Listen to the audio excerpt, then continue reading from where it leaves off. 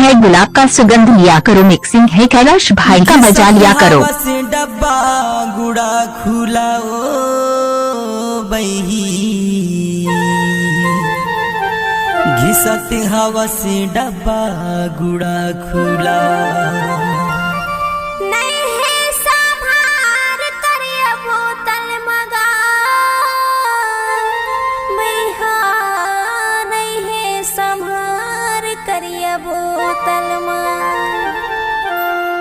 ए बाई काबर तेहा दिन भर गुड़ाखुर ला घिसत रही थसो?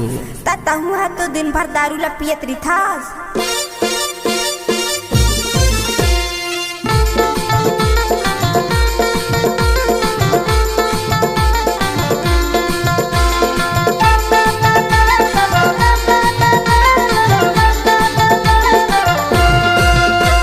लाज लगे गो घिसत हवस डब्बा गुड़ा खुला, तुला लाज लगे बाई घिसत हवस डब्बा गुड़ा खुला।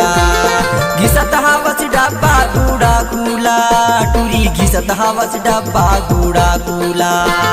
घिसत हवस डब्बा गुड़ा खुला, जोड़ी घिसत हवस डब्बा गुड़ा खुला। तुला लाज लगे रे नहीं समार करिए बोतल मां, तुला लाज लगे रे नहीं समार करिए बोतल मां।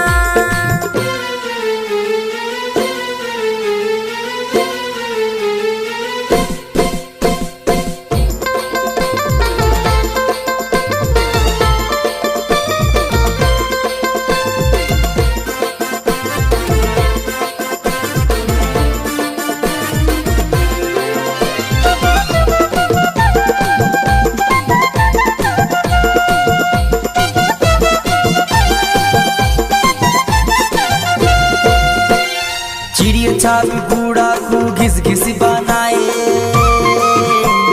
चिड़िया छापी गुड़ा को घिस घिस बनाए। बिन पानी अली गली मुहला रंगाए, तुला लाज लगे तुला लाज लगे वो घिसत हवस डब्बा गुड़ा खुला। तुला लाज लगे बाई घिसत हवस डब्बा गुड़ा खुला।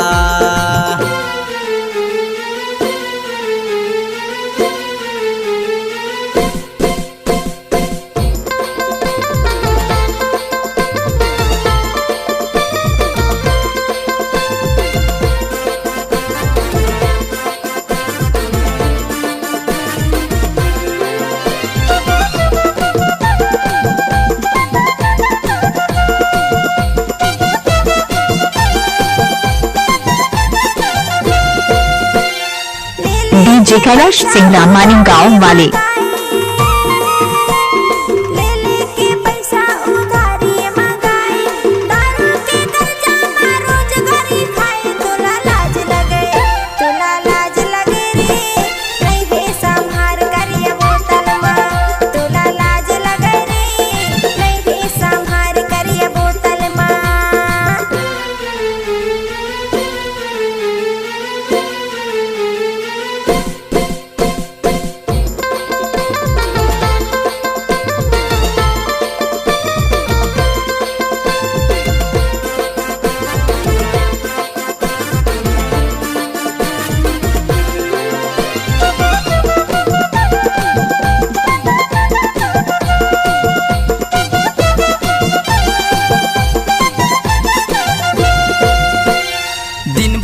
कई डब्बा पैसा ला फूके,